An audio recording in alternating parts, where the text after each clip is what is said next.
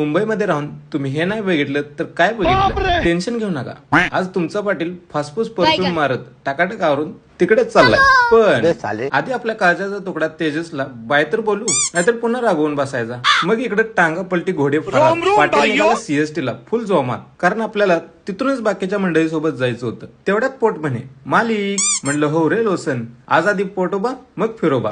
पोट फुटेपर्यंत इडली खाल्ल्यावर मोसमेला म्हणलं तू होय पुढे फिरवायला, आम्ही आहे पिचे पिचे फिरायला. आज काय पाटील गप बसत नसतो, सगळे पैसे वसूल करणार. बोटमध्ये भांडून भांडून फ्रंट सीट घेंगे म्हणजे घेंगेच. कुणी तर म्हणलंय आपल्याला नाही आबरू, आपण कशाला कोणाला घाबरू. लोक गेले तेल लावत, आधी आपण बोटचे पैसे वसूल करू. आम्ही बोट मधून उतरतोय तोपर्यंत लोकल गाईड भेटले. म्हणे पाटील आज इकडं.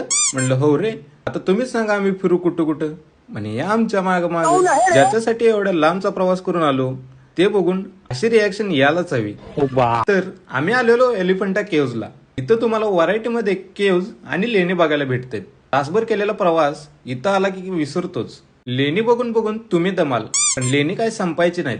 तर इथं यायचं कसं, किती तिकीट आहे ते पण सांगतो. गेटवे ऑफ इंडिया वरून फेरी बोट घ्यायची. पर पर्सन 290 रुपये. इथं आला की पर पर्सन 5 रुपये ग्रामीण चार्जेस द्यायला लागतात. आणि मेन एंट्रन्सला 40 रुपये पर पर्सन. बस तेवढाच खर्च. आता पैसे कसं वसूल करायचं ते तुमच्यावर. सगळं झालं तेवढ्यात पोट म्हणे मालिक इकडे पोटाची लेणी झाली, जरा त्याच्याकडे पण बघा. म्हटलं हो रे, आता तुला वडापाव आणि सोड्यासोबत कवायतच करायला होतो बघ.